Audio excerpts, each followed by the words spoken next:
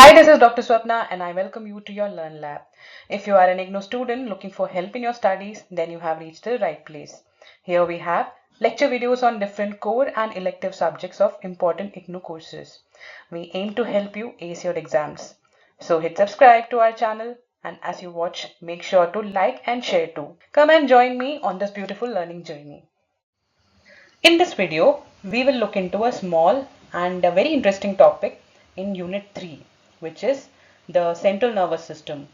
And this unit falls in the second block, which is titled the nervous system of BPCC 102, which is biopsychology. We are going to explore a very fascinating question. How does our brain create consciousness? Or in simpler words, how do you know that you're alive? How do you know what you're thinking or what you're feeling? And maybe I should ask, how do you know that you're listening to me at this moment? That realization, that is consciousness. It's the experience of being aware of ourselves and also of the world around us. You have endless videos on awareness, on consciousness, and on mindfulness, right? I'm not going into that. What we are going to do here is we'll understand the biology part of it. We'll take a peek inside the brain. We'll look at some areas or parts of the brain that work together to create this experience of awareness. Now, the one thing that you need to understand here is that there is no single part of the brain governing consciousness. It's multiple parts working together. Imagine your brain as an orchestra where each instrument plays its part.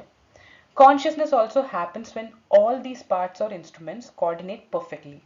If any one part is out of tune or not in sync or not functioning properly, the experience of consciousness also disturbed. Let's look at the main players in the brain's orchestra of consciousness. The first one is the cerebral cortex. Okay, this is the thinking cap. We have already learnt about the cerebral cortex, right? We said that it is the largest part of the brain. It is the outermost part of the brain also. It's made of what? Gray matter or the white matter? Which is it? It's made of the gray matter, which is what? All the cell bodies and the nerve endings. Alright? And where is it situated? Just below the protective layer of the brain. What were the protective layers? The skull or the cranium and the meninges. Which were the three meninges? Don't ask, please. Right? D for dura mater.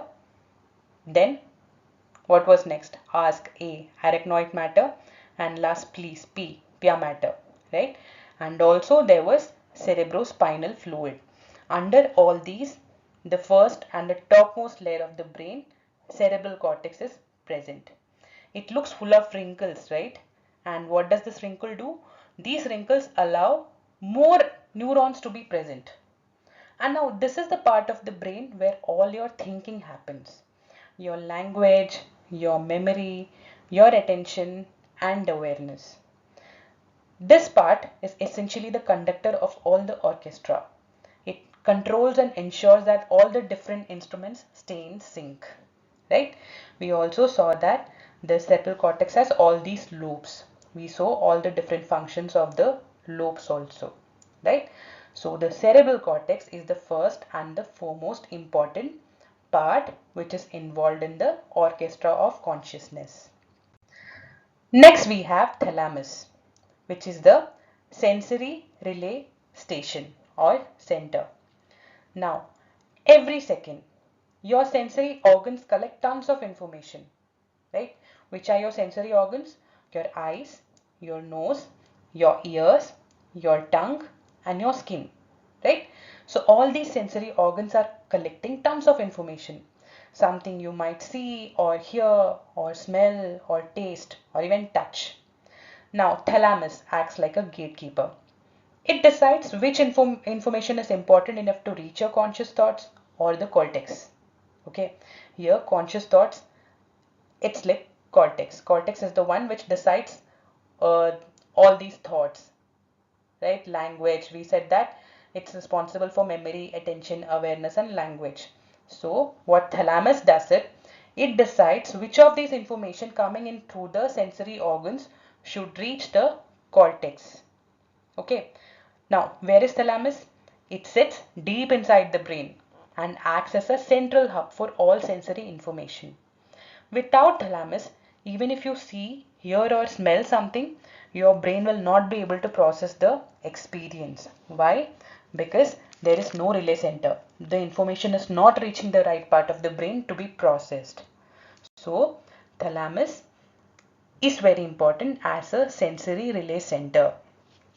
Right? Now going deeper into the brain, we have the brainstem. Okay, brainstem is one of the oldest and very important part of the brain. And in this brainstem, we have a very special network of neurons called the reticular activating system or RAS. It functions as a brain switch. Okay, it wakes up the consciousness. It tells the brain when to be active and when not to be, when to be conscious and when not to be. Okay, so what is a reticular activating system? It's a network of neurons, okay, that stretches from the spinal cord up through the brainstem and into the thalamus and cortex. It keeps the cortex awake and alert, takes the information, so whatever information is collected through the spinal cord, various sensory neurons would be bringing in the information to the spinal cord, which spinal cord will relay to the RAS. RAS takes it to the thalamus, and then thalamus decides which is to be taken to the cerebral cortex, right? So it keeps the cerebral cortex awake. Okay. RAS also helps in transmitting signals from spinal cord to thalamus and cortex. So you can tell that RAS is the brain's on switch. Without RAS, we would be in coma. We won't be able to focus our attention and brain won't be able to register any incoming sensory information. Alright, so our consciousness requires this switch to be on all the time. Alright. After cortex, thalamus and RAS, finally we have the pineal gland, also called the pineal body. It's a small pea-shaped structure buried deep in the center of the brain. Okay. Now this one doesn't generate any thoughts or awareness directly. It plays a crucial supporting role in consciousness by regulating your internal body clock. Pineal gland produces a hormone called melatonin. Now we'll be studying endocrine system. There also we'll study the pineal gland and we'll see the hormone that it secretes and the functions in detail. Right now in this context, all you need to remember is that pineal gland produces a hormone called melatonin, and this hormone tells your body when to sleep and when to wake up. So RAS was the switch for your brain. Pineal gland is the switch for your whole body. Okay, it tells your body when to sleep and when to wake up. Now this is decided by how much light you are exposed to. So if you see, when it is night and it is dark, you feel sleepy. Why? Because the pineal gland at that time produces melatonin.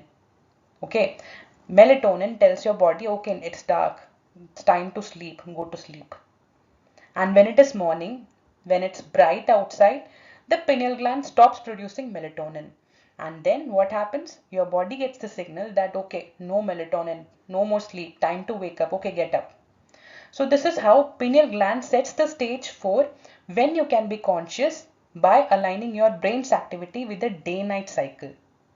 Okay, so this cycle is also called the circadian rhythm. You might have heard about circadian rhythm, right? Your day-night cycle or the body clock. Pineal is hence called the what? It's the clock of the brain.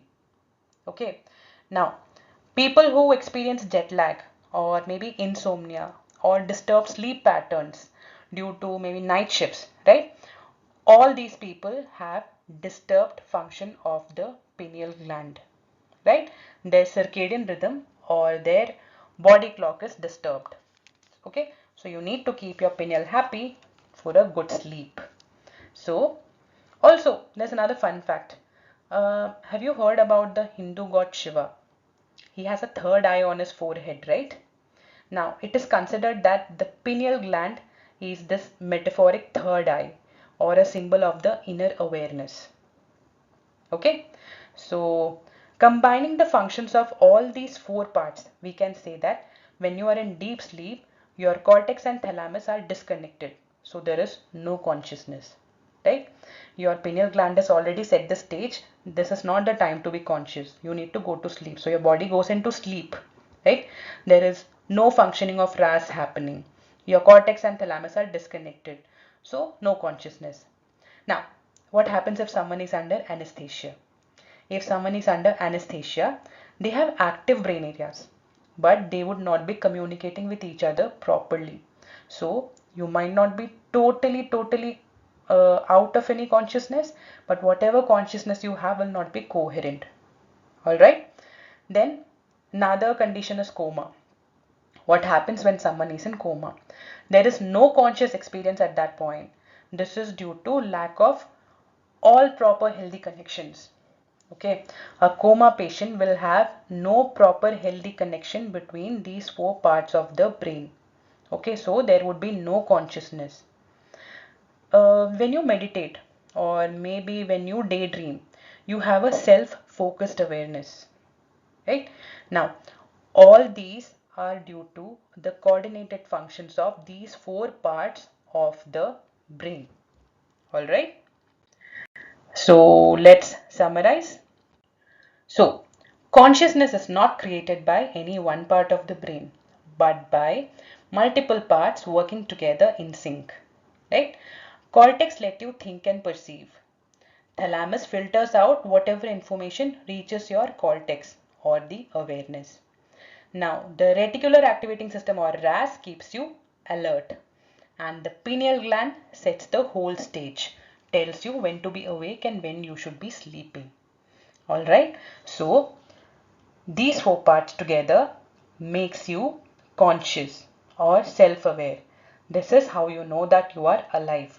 This is how you know that you are listening to me. Alright, this is how you know that you are mindful and present at this moment. Alright, that was all about consciousness. I hope you had a wonderful awakening towards your consciousness. Alright. Thank you all for learning with me. If you found the video helpful, make sure you let me know by hitting the like button. Make sure you share the video with your friends too. Subscribe to make sure that you don't miss out on any of the new videos. You can reach me by simply dropping a comment. See you in the next one. Till then, happy learning.